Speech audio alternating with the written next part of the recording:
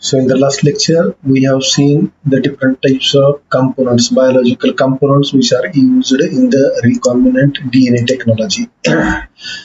In that we have seen the enzymes, then the vectors and the host organisms which are used in the recombinant DNA technology. In this lecture, we will actually start the methodology of recombinant DNA technology. What is the method of this recombinant DNA technology?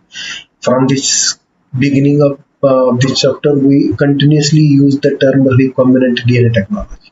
So here we will discuss about what is meant by this recombinant DNA technology or rDNA technology, how this is carried out, what are the different types of the steps which are involved in the recombinant DNA technology. So the steps involved in the gene cloning are as follows. Recombinant DNA technology is also known as the gene cloning. Therefore, the term here which is used, that is the same steps involved in the gene cloning are as follows. That is nothing but the steps involved in a recombinant DNA technology are as follows. दोन्हीचा अर्थ एकच आहे. Recombinant DNA technology असू द्या किंवा gene cloning असू द्या, दोन्ही गोष्टीचा अर्थ एकच. Recombinant DNA technology, addition or subtraction, the recombination of the DNA molecule. Gene cloning, we produces multiple copies of the gene, therefore it is known as the gene cloning. Synonymous terms आहे, दोन्हीपैकी कुठलाही term असले तर ते अर्थ सारखा. So the first step of recombinant DNA technology, that is the isolation of DNA from the donor organisms. Now we have known that recombinant DNA technology is the technology in which the desired genes are introduced in the host organisms with the help of the vector. बरोबर आहे. आपण आतापर्यंत ह्या गोष्टी clear केलेल्या आहेत की recombinant DNA technology म्हणजे दुसरं तिसरं काही नसून याच्यामध्ये डिझायर्ड जीन जो आहे तो होस्ट ऑर्गॅनिझम मध्ये व्हेक्टरच्या माध्यमातून इंट्रोड्यूस केला जातो. बरोबर आहे. म्हणून पहिली स्टेप कुठली आहे आता? Isolation of DNA from the donor organisms. Isolation of DNA means the DNA in which the desired genes are present, that is to be isolated from the donor organisms. जो जीन आपल्याला introduce करायचा आहे तो कुठल्या तर organism मध्ये आहे, मग त्या ऑर्गॅनिझमला आपण काय म्हणणार आहे? Donor organism. काय डोनेट करणार आहे? तो आपल्याला जीन देणार आहे जो आपल्याला ठरवलं, आपण जो काय ठरवलेला आहे, जी डिझायर आहे तो, मग तो पहिल्यांदा आयसोलेट करणं गरजेचं असतं. The desired gene to be cloned has to be obtained from the source organism, that is the donor. So जे आता आपण डिस्कस केलेलं आहे की जो आपण ठरवलेला आहे, जे कॅरेक्टर आपल्याला इंट्रोड्यूस करायचं आहे होस्ट ऑर्गॅनिझम मध्ये, त्याच्यासाठीचा जो काही जीन आहे आपण ज्याच्याकडून घेणार आहोत त्याला सोर्स ऑर्गॅनिझम किंवा डोनर असं म्हणतात. Initially, the cells of the donor organisms are shared with the blender and treated with the suitable detergent. Blender mixer and the suitable detergent in which that DNA can be isolated. त्याच्याबरोबर त्याची treatment केली जाते. Genetic material from the donor is removed, isolated and purified by using several techniques. So DNA which is present in the donor organism, suppose this is the donor bacterium in which the DNA is present, that DNA is isolated with the help of different types of purifications, different types of detergents and the blenders. They are isolated from the host organisms. That isolated DNA molecule is spooled onto a glass rod. The DNA isolated can be spooled onto the glass rod. What is meant by spooled? Glass rod आपण त्या solution मध्ये स्टर केला की हे DNA molecule त्या glass rod वरती गुंडाळले जाऊ शकतात. त्याला काय म्हणतो आपण? स्पूलिंग, किंवा त्या DNA is spooled onto the glass rod. मग पहिल्या स्टेप मध्ये जो डोनर ऑर्गॅनिझम आहे त्या डोनर ऑर्गॅनिझमचा जो काही जेनेटिक मटेरियल डीएनए आहे ते आयसोलेट करायचं. त्याच्यासाठीच्या ब्लेंडर आणि सुटेबल डिटर्जंटची ट्रीटमेंट करायच्या. त्या ट्रीटमेंटनी डीएनए आयसोलेट झाल्यानंतर ना एक ग्लास रॉड वरती तो आपण काय करू शकतो? स्पूल्ड करू शकतो. Second step, isolated purified DNA is then cleaved by using restriction enzymes, particularly restriction endonucleases. आता काय करायचं आपल्याला? The DNA which is isolated from the donor organisms, that must be cleaved, that must be separated, that must be cut. बरोबर आहे का नाही. जो आपण आता घेतलेला आहे तो घेतलेला काय करायला लागेल, आता जे काही डिझायर्ड जीन त्याच्यातले ते आपल्याला आयसोलेट करायचं, ते बाजूला काढायचं. त्याच्यासाठी काय करायला लागेल, आपल्याला त्याचं क्लिवेज करायला लागेल. So that is cleaved with the help of the restriction enzyme, specifically restriction एंडोन्यूक्लिएजेस.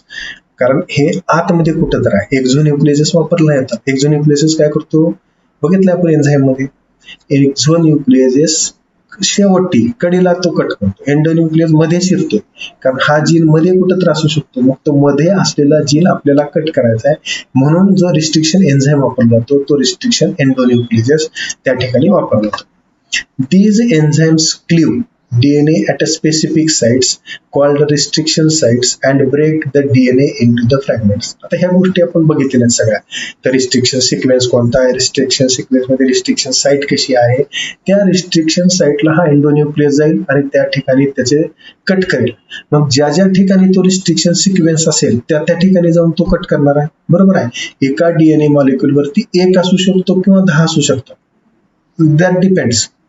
Restriction sequences एका डीएनए मध्ये किती असावेत हे काही डिपेंडेंट नाही. मग ज्या ज्या ठिकाणी रिस्ट्रिक्शन सिक्वेन्स असेल त्या त्या ठिकाणी तो एंडोन्यूक्लियस जाईल आणि त्या त्या ठिकाणी तो काय करेल, कट करेल. त्याच्यामुळे आपल्याला काय होईल, आपल्याला डीएनए फ्रॅगमेंट्स मिळतील, डीएनएचे तुकडे मिळतील. There are several types of restriction endonucleases, जे आपण याच्या मागच्या पण डिस्कस केलं होतं. Cleaved DNA fragments have cohesive, sticky, staggered ends or blunt ends. तर हे पण आपण बघितलेलं आहे. मागच्या 2 तासापूर्वीच ह्या गोष्टीवरती डिस्कस केलं आहे. जर समजा ते सरळ कट करत असेल, त्या एका विशिष्ट पोर्शन मध्ये जर तो कट करत असेल, फॉर एक्झाम्पल आपण डायग्रामॅटिकली बघूयात. समजा हा डीएनए मॉलिक्यूल आहे, हा एक डीएनए आहे, एक पॉलिन्यूक्लियोटाइडची ही दुसरी पॉलिन्यूक्लियोटाइडची. जर समजा रिस्ट्रिक्शन एंडोन्यूक्लियस जो आहे तो असा सरळ जर कट घेतला तर हे एंड कसं होईल, त्याचं ब्लंट एंड होईल. पण त्याच्या ऐवजी समजा या पद्धतीचा जर कट झाला, like this, that one is the sticky ends. बरोबर आहे की नाही. वेगवेगळ्या पद्धतीने तो कट घेतो. जर सरळ कट आला म्हणजे ऍडेनिन थायमिन एका सरळ रेषेत असेल सेपरेट केलं तर तो ब्लंट एंड होईल. या पद्धतीने हे सेपरेशन झालं म्हणजे हा तुकडा असा होईल, लाईक दिस. मग हे एंड जे झालं ते कसं झालं, ब्लंट एंड झालं. त्याच्याऐवजी ह्याचं जर पोर्शन बघितलं तर काय होणार आहे, एक जो आहे तो या पद्धतीचा एंड होईल आणि दुसरा जो आहे तो या पद्धतीचा होईल. मग हे काय झालं, एका साइडला स्टिकी एंड ज्याला म्हणतो किंवा कोहेसिव्ह किंवा स्टिकी किंवा स्ट्रॅक्ड एंड्स या पद्धतीने तयार होतो. पण डिपेंड्स आहे. So endonuclease may functions according to the different types of their functions. So here the diagrammatic representation of that steps which we involve. First of all, we will erase this portion.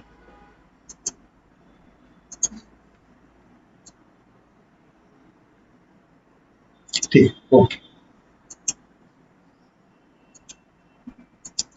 Now this is the second step in which the DNA molecule which is isolated, that is treated with the endonuclease molecule.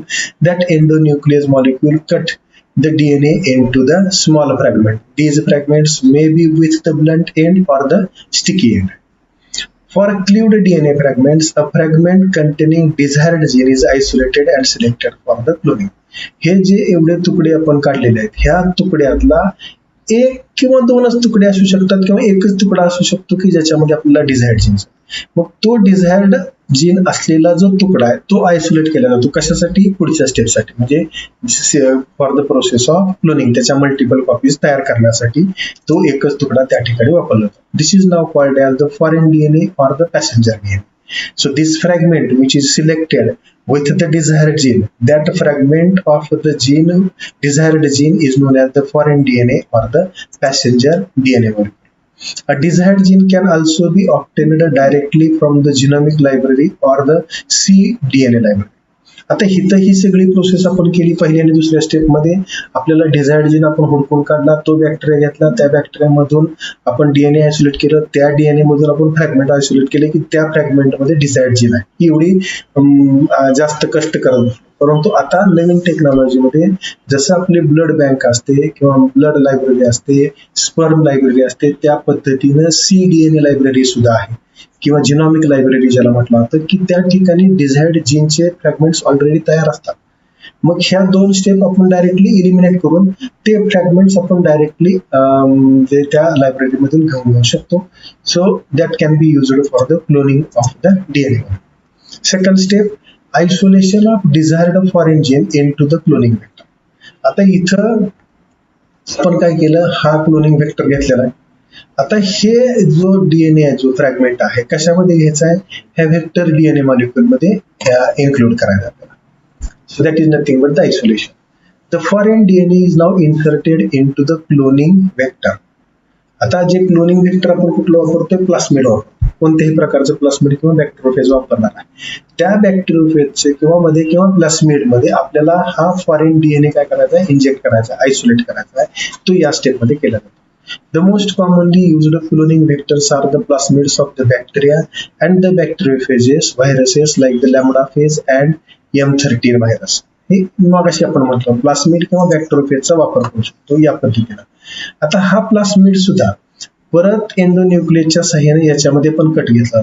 का cut घ्यायचा तिथं, कारण तो हा जर fragment जो आहे तो हा फ्रॅगमेंट इन्सर्ट करायचा आहे. प्लास्मिड सर्क्युलर असतात, त्याचे काही तुकडा नसतो, मग तो सेपरेट करण्यासाठी एंडोन्यूक्लियस काय करतो, एका विशिष्ट ठिकाणी तो तुकडा काय बाजूला पडतो. आपण ज्यावेळेस स्ट्रक्चर ऑफ प्लास्मिड बघितलं होतं, रिजन जो आहे त्या ज्या ठिकाणी रिजन ऑफ क्लिवेज म्हटलं होतं, तो त्या ठिकाणचा पोर्शन आहे, तिथं बरोबर रिस्ट्रिक्शन एन्झाइम जातो आणि तो क्लीव करतो पार्ट, म्हणजे तो फक्त सेपरेट करतो, फॉस्फोडायस्टर बॉन्ड ब्रेक करतो आणि 2 जे DNA स्ट्रँड्स आहेत एकमेकांपासून विभाग होतात या पद्धतीने.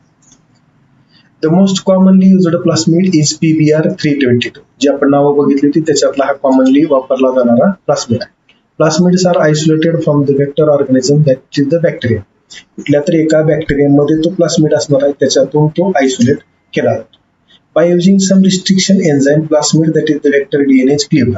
जे आता आपण इथं म्हटलं होतं, तो प्लास्मिड आयसोलेट केला, आयसोलेट केल्यानंतर ना ते क्लिवेज करायचं. क्लिवेज कशासाठी करायचंय, या ठिकाणच्या पोर्शन मध्ये, हा जो पोर्शन आहे या पोर्शन मध्ये आपल्याला काय करायचं आहे, विशिष्ट प्रकारचा प्लास्मिड जो आहे तो तिथं इन्सर्ट करायचा या पोर्शन मध्ये.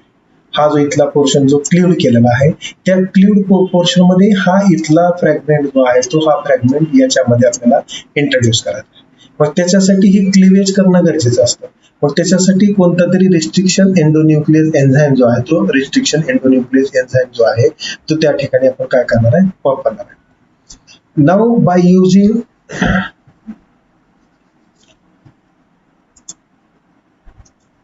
Enzyme DNA ligase, foreign DNA is inserted into the vector DNA. जे आता आपण इथं बघितलं, हा वेक्टर DNA जो आहे तो या ठिकाणी नेला. हा नेल्यानंतर ना एकमेकाला जॉईंट करण्यासाठी इथं जो एन्झाइम लागणार आहे तो कुठला आहे, the cloning vector by DNA ligase. Joining of target DNA and the cloning vector by DNA ligase. हा आणि हा इथं मिक्स करून ह्या ठिकाणी यांचं कॉम्बिनेशन केलं. त्याच्यासाठी काय केलं, त्या ठिकाणी DNA ligase एन्झाइम जो आहे तो त्या ठिकाणी आयसोलेट करा. याच्यामध्ये आपण हे डायग्रामॅटिकली दाखवलं आहे.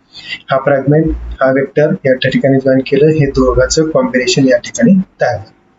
The combination of vector DNA and foreign DNA is now called recombinant DNA or chimeric DNA, and the technology is referred to as recombinant DNA technology. Now here, the plasmid is made with the recombination of DNA molecule, because there is an introduction of desired DNA into the plasmid DNA molecule. So there is a change in the combination of the plasmid DNA. Therefore, that is known as the recombinant DNA. बरोबर. आता या ठिकाणी लक्षात येते का पहा, आता इथं आपण काय केलं पहा, हा प्लास्मिडचा DNA, ह्या प्लास्मिडच्या DNA मध्ये हा फ्रॅगमेंट इथं टाकला, हा DNA इथं टाकला. याचाच अर्थ काय झाला, ह्या प्लास्मिडच्या DNAचं काय झालं, रिकॉम्बिनेशन झालं. त्याच्यामध्ये आपण काय केलं, एक जीन इंट्रोड्यूस केला. म्हणून ही जी टेक्नॉलॉजी आहे, या टेक्नॉलॉजीला आपण काय म्हणतो, रिकॉम्बिनंट DNA टेक्नॉलॉजी, किंवा त्याला दुसरा शब्द आहे चिमॅरिक DNA किंवा cDNA म्हटलं जातं. आणि तो जो आहे ह्या प्रोसेसला आपण काय म्हणतो, रिकॉम्बिनंट DNA टेक्नॉलॉजी.